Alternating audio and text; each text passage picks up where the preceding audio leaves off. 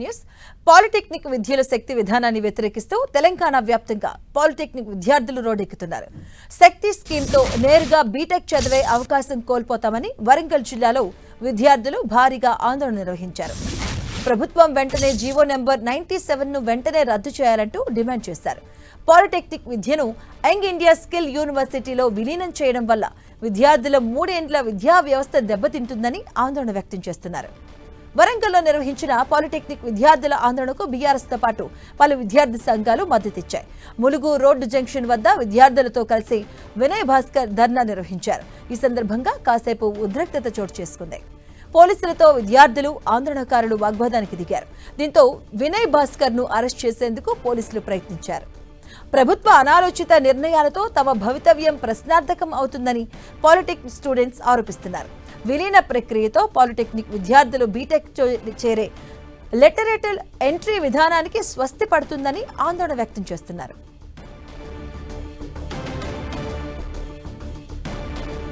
Polytech విద్యార్థుల డిమాండ్లేంటి, ప్రభుత్వం నుంచి ఏం కోరుకుంటున్నారనే దానిపై మరింత సమాచారం మా ప్రతినిధి కేకే అందిస్తారు. పాలిటెక్నిక్ సంబంధించినటువంటి కళాశాలను కాపాడుకోవాలని, శక్తి వద్దు సాంకేతిక విద్యనే ముద్దు అని చెప్పి వారం రోజులుగా మొత్తంగా కూడా పాలిటెక్నిక్ కళాశాలకు సంబంధించినటువంటి విద్యార్థులంతా కూడా ఆందోళన నిర్వహిస్తున్నటువంటి పరిస్థితి ఉంది. పాలిటెక్నిక్ కాలేజీకి సంబంధించినటువంటి భవిష్యత్తు శక్తితోటి మొత్తంగా కూడా మార్చవద్దు, మా భవిష్యత్తులన్నీ కూడా మా సాంకేతిక విద్య మీదనే ఆధారపడి ఉన్నాయని చెప్పి మొత్తం విద్యార్థులంతా కూడా ఆందోళన వ్యక్తం చేస్తున్నారు. ఈ ఆందోళన ఇప్పుడు దాదాపు 7 రోజులకు చేరుకున్నటువంటి సిచ్యువేషన్ ఉంది. మనతో పాటు విద్యార్థుల ఆందోళనకు మద్దతు తెలియజేస్తున్నటువంటి వినయ్ భాస్కర్, మాజీ ఎమ్మెల్యే వినయ్ భాస్కర్ మనతో ఉన్నారు. సరే, కొంతమంది స్టూడెంట్స్తో మాట్లాడే ప్రయత్నం. అమ్మ, అంటే శక్తి వద్దు, శక్తి మా భవిష్యత్తును మార్చదని చెప్పి ఆందోళన చేస్తున్నారు 7 రోజులుగా. ఎందుకమ్మా ఇది వస్తే మీకు వచ్చే నష్టం ఏంది, ఏం జరుగుతుంది, ఎందుకు ఆందోళన చేస్తున్నారు? మేము 10th తర్వాత పాలిసెట్ అనే ఎగ్జామ్ రాసి డిప్లొమాలకు వస్తాం. డిప్లొమా అనేది 3 years ఉంటుంది. తర్వాత బీటెక్ ఈసెట్ అనే ఎగ్జామ్ రాసి బీటెక్ లాటరల్ ఎంట్రీ చేస్తాం. డైరెక్ట్ సెకండ్ ఇయర్కి వెళ్ళి 3 years బీటెక్ చేస్తాం. సో దీనివల్ల మేము గవర్నమెంట్ జాబ్స్, ఆర్ఆర్బీ, నేవీ అనే మా కళల జాబ్స్ మేము గవర్నమెంట్ జాబ్స్ మేము చేస్తాం. సో దీని శక్తి అనే స్కీమ్ ద్వారా ఐఐటి, ఐటీఐ, వొకేషనల్ వీళ్ళందరినీ మాత్రం మెర్జ్ చేసి మమ్మల్ని ఆర్ఆర్బీ వంటి ఉద్యోగాలు కాకుండా లేబర్లు అంటే వాళ్ళని గౌరవిస్తున్నా నేను కూడా చిన్న ఉద్యోగాలు చేసుకునేటట్టు ఈ స్కీమ్ ని తెచ్చిరు. ఈ జీవోని మాకు తెలియదు, సడన్ గా ఈ జీవోని తెచ్చిరు. ఇప్పుడు మా పరిస్థితి ఏంటి? జీవో వల్ల చాలా మంది జీవితాలు అనేది, కళలు అనేది ఇక్కడే ఆగిపోతాయి. లాటరల్ ఎంట్రీ ఉండదు, మేము గవర్నమెంట్ జాబ్స్ చేయలేము. చిన్న జాబ్స్ తోనే మా పేరెంట్స్ లాగానే మేము కూడా పేదవాళ్ళ లెక్కనే మిగిలిపోవాలి. మా పేరెంట్స్ గౌరవం మేము ఎప్పుడు నిలబెడతాం. మా బిడ్డ, మా కొడుకు అనేది ఒక గౌరవమైన జాబ్ చేస్తారు అని మమ్మల్ని డిప్లొమాలో జాయిన్ చేసిర్రు. దీని ద్వారా ఈ జీవో ద్వారా, ఈ శక్తి అనే స్కీమ్ ద్వారా మేము ఏం చేయలేము.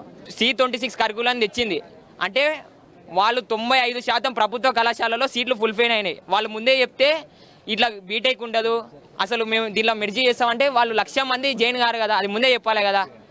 మేము గత వారం రోజుల నుంచి ప్రొటెస్ట్ చేస్తుంటే అసలు ఎస్బిటేట్ కానీ గవర్నమెంట్ కానీ అసలు ఈ జియో నెంబర్ 97 గురించి అసలు క్లారిటీ ఇస్తలేదు. ఒక్కసారి జియో నెంబర్ 97 దాని PDF కూడా మాకు పెట్టాలి కదా, అసలు క్లారిటీ చెప్పాలి కదా. ఇలా పేద విద్యార్థులు, మధ్యతరగతి విద్యార్థులు పాలిటెక్నిక్ పైన బంగారు కళలు కన్నారు. వాళ్ళ కళలు ఛిద్రమవుతున్నాయని చెప్పి ఆందోళన చేస్తున్నారు. ఈ ఆందోళనకు మద్దతు ఇస్తున్నటువంటి మీరు బాధ్యతాయుతమైనటువంటి ప్రధాన ప్రతిపక్షంగా ఎట్లా దీన్ని సమస్యను సాల్వ్ చేస్తారు? ఆ విద్యార్థులకు ఎట్లా అండగా ఉంటారు? గత 3 ఏళ్ల నుంచి మనం చూసినట్టయితే ఈ కాంగ్రెస్ ప్రభుత్వం ఏ ఒక్క వర్గానికి కూడా న్యాయం చేయలేదు.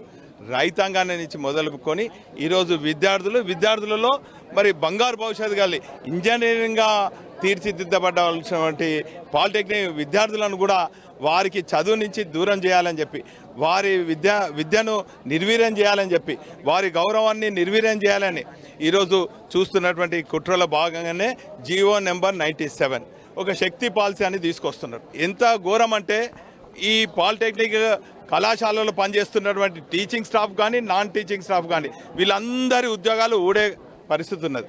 అదే మా గవర్నమెంట్లో మరి ఆ రోజులలో పాలిటెక్నిక్ కూడా అప్గ్రేడ్ చేయాలని చెప్పి ఒక ఆలోచనతోని, ఒక ముందు చూపుతోని ఈ కళాశాలలు అన్నిటిని కూడా బ్రహ్మాండంగా చేసినటువంటి పరిస్థితి చూసినాం.